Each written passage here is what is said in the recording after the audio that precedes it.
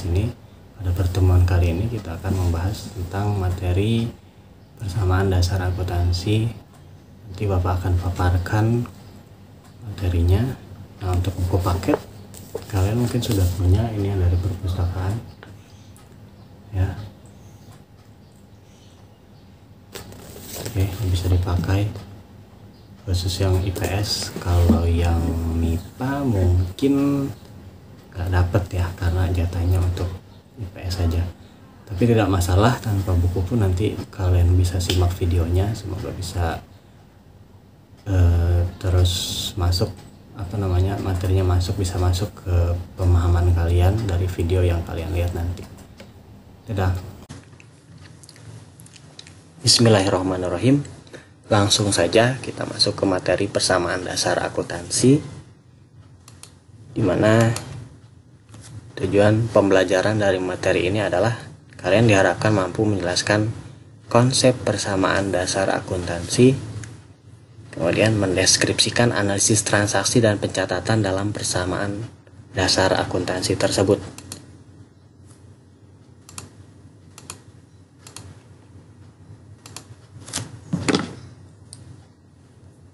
Apa sih konsep persamaan dasar akuntansi itu? Jadi konsep mendasar dari struktur dasar akuntansi adalah terjadinya hak kepemilikan di satu pihak yang akan selalu disertai dengan kewajiban di pihak lainnya. Jadi sebuah perusahaan memiliki sejumlah sumber daya atau aset yang menjadi hak perusahaan seperti kas, piutang, perlengkapan, dan lain-lain.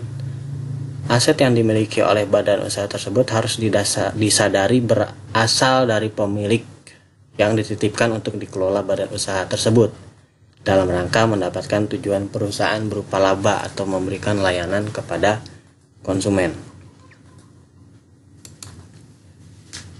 Nah, konsepnya itu seperti ini. Jadi aset atau aktiva, atau kita bisa juga bilang sebagai harta, itu merupakan sama dengan modal atau ekuitas yang dimiliki oleh pemilik. Contohnya, ada sebuah transaksi seperti ini. Tanggal 2 Desember 2017, Wayan menyetorkan uang pribadinya sejumlah 500 juta ke dalam rekening perusahaan sebagai modal awal. Transaksi ini akan berakibat atau mengakibatkan aset bertambah sebesar 500 juta dan modal Wayan juga bertambah dengan jumlah yang sama sebesar 500 juta. Itu konsep sederhananya. Jadi aktiva sama dengan modal pemilik. Kemudian lebih lanjutnya,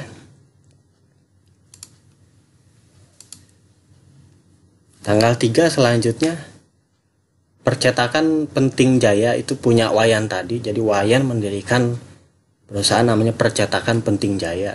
Tanggal 3 ini Percetakan Penting Jaya mendapatkan pinjaman sejumlah 300 juta dari Bank Mandiri.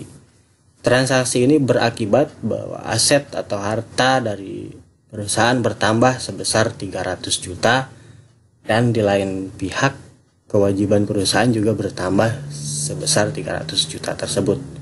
Nah, jika transaksi tanggal 2 tadi dan tanggal 3 ini digabung, ya, tanggal 2 ini ya,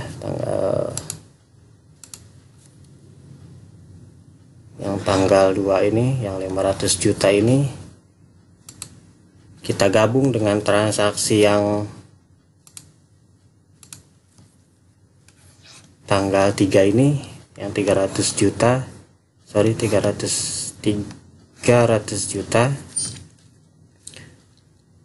Jadi transaksi 2 dan 3 digabung diperoleh persamaan akuntansi sebagai berikut. Jadi aktiva itu bukan sama dengan modal dan ekuitas pemilik lagi, tapi aset atau aktiva itu menjadi sama dengan kewajiban, ya, kewajiban ditambah modal atau ekuitas pemilik. Jadi bukan cuma modal sendiri, tapi punya kewajiban. Apa sih itu kewajiban? Kewajiban itu ya tadi pinjaman atau utang dari pihak bank mandiri tersebut. Mungkin teman-teman belum begitu paham, Bapak kasih logika yang lebih sederhana dulu ya. Jadi bayangkan kalian mau buka usaha untuk warung sembako gitu ya.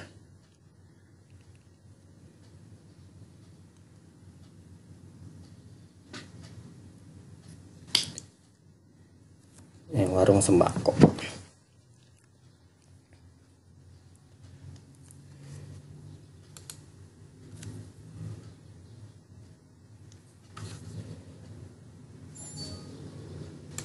Bentar ya, tunggu ya.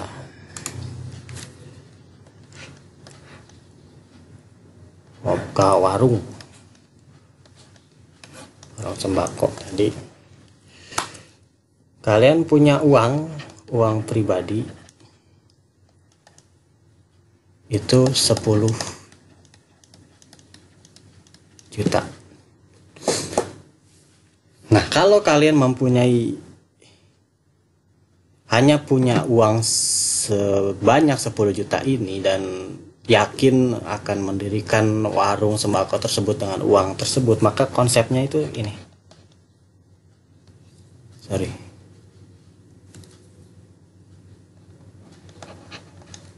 Aset sama dengan modal. Bapak ulang ya. Aset sama dengan modal. Asetnya itu uang kas tadi 10 juta. Kemudian modalnya 10 juta. 10 juta tadi untuk bikin tokonya 5 juta dan isi dari produk warungnya itu 5 juta, jadi totalnya 10 juta ya, 10 juta. Nah, ternyata setelah dipikir-pikir ada barang kebutuhan yang kira-kira pelanggan calon pelanggan nanti butuhkan tadi, seperti beras misal, itu belum bisa dipenuhi dari uang 10 juta tadi gitu ya. Artinya kalian harus pinjam dari pihak lain karena uang yang kamu miliki cuma 10 juta itu tadi, gitu kan? Dari itu ada tambahan. Uang kalian 10 juta. Modal kalian 10 juta.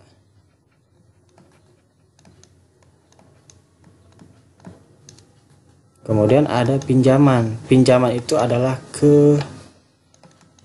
kewajiban. Kewajiban kalian minjem di koperasi misal 5 juta. Berarti konsep barunya adalah aset atau harta atau aktiva tadi sama dengan kewajiban ditambah modal. Berarti sekarang aset perusahaan atau warung kalian berapa? 15 juta. Karena kewajiban ditambah dengan modal 10 juta. Seperti itu gambarannya dari konsep aset atau aktiva sama dengan kewajiban ditambah modal dan ekuitas pemilik.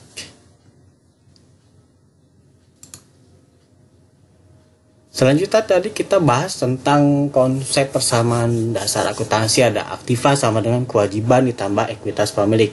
Nah, bagian-bagian dari aktiva, bagian dari kewajiban, bagian dari ekuitas seperti yang tergambar dalam slide ini. Jadi, aktiva atau aset atau kita bisa bilang sebagai harta itu adalah merupakan sumber daya ekonomi yang akan memberikan manfaat kepada perusahaan di masa depan. Bentuknya kas, piutang, usaha, wesel tagih, perlengkapan, kemudian ada beban dibayar di muka, tanah, bangunan, kemudian ada peralatan. Kas itu apa sih?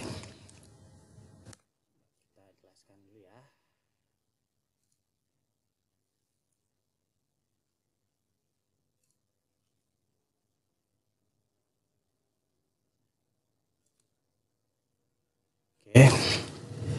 Jadi dari aktiva tadi atau aset tadi ada yang namanya kas. Apa itu kas? Kas itu adalah uang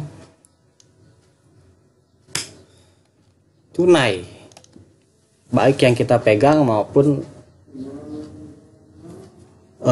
yang tersimpan di dalam bank. Kita ajan dulu ya, kita jeda ajan dulu. Baik, kita lanjut. Selanjutnya ada piutang. Apa sih itu piutang? Piutang itu adalah gampangnya gini, orang berhutang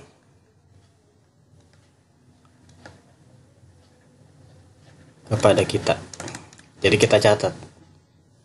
Kalau utang itu nanti ada bedanya, ada utang juga di kelompok kewajiban. Kalau utang itu kita ngutang ke pihak lain, kita catat itu sebagai utang. Tapi kalau piutang, orang lain berhutang kepada kita, itu yang kita catat. Selanjutnya ada wesel tagih. Wesel tagih itu sama aja kayak piutang, tapi ada janji tertulisnya.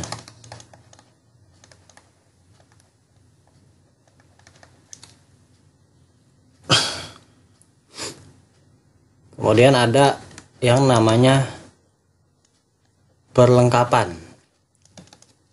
Perlengkapan itu adalah kayak apa ya, perlengkapan misal kayak tinta, kemudian kertas yang umur ekonomisnya kurang dari 1 tahun. Oke. Jadi ada spidol, pulpen, alat tulis kantor seperti itu. Kemudian kalau dalam bidang usaha bengkel, oli itu perlengkapan. Ada tanah, ada bangunan, ini cukup jelas sudah. Kemudian ada peralatan.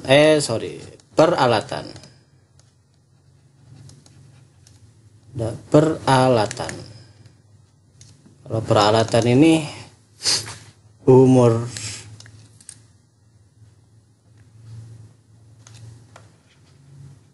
ekonomisnya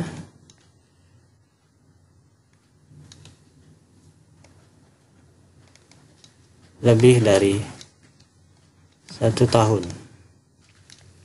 Seperti kalau di sekolah itu papan tulis, printer, komputer, termasuk nanti ada kendaraan di aset tadi.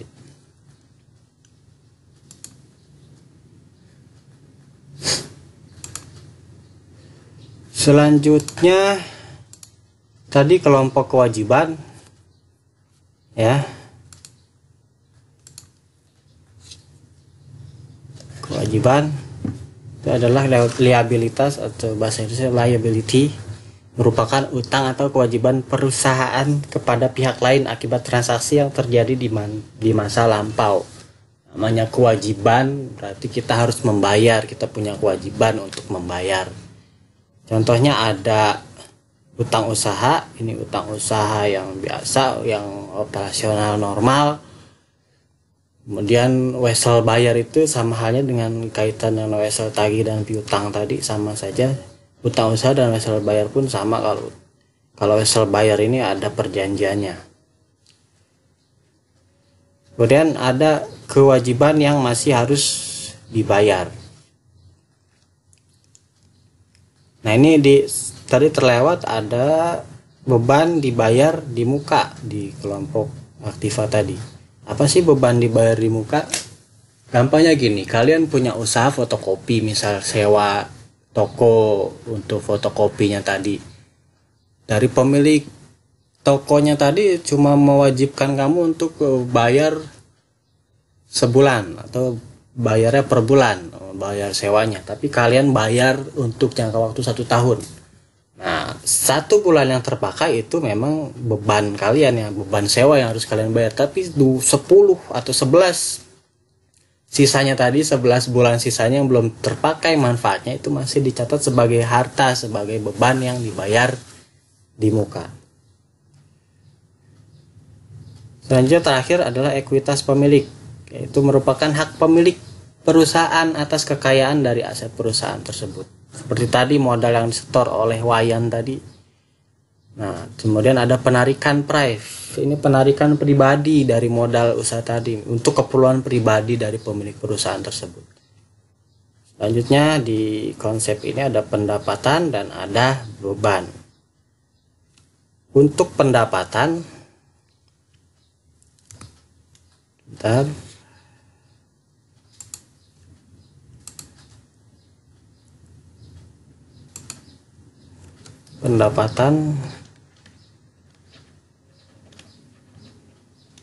Pendapatan itu adalah hasil dari operasional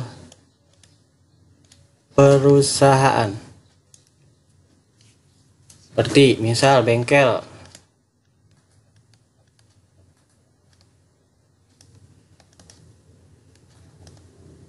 Itu ada nanti pendapatan jasa servis kendaraan, seperti itu ya. Kemudian ada tadi beban. Apa sih beban? Beban itu pengorbanan yang dikeluarkan dalam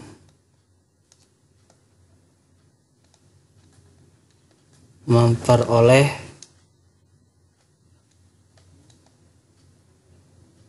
pendapatan.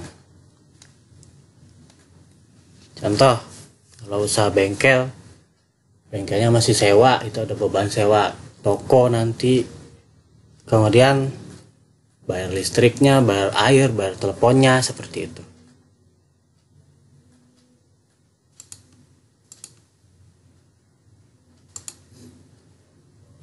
Oke, mungkin itu saja materi untuk kali ini. Kita sambung di bagian keduanya nanti. Kalau terlalu banyak nanti kalian pusing. Cukup sekian, terima kasih. Assalamualaikum warahmatullahi wabarakatuh.